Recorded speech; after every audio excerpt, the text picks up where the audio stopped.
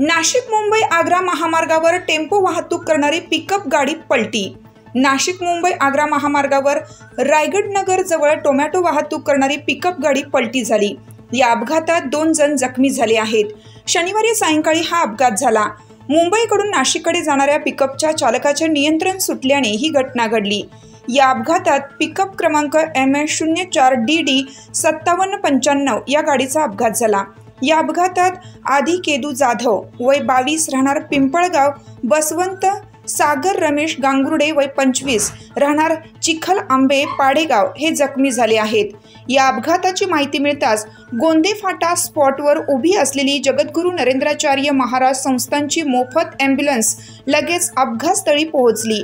त्यानंतर जखमींना तात्काळ नाशिक सिव्हिल हॉस्पिटलमध्ये दाखल करण्यात आले।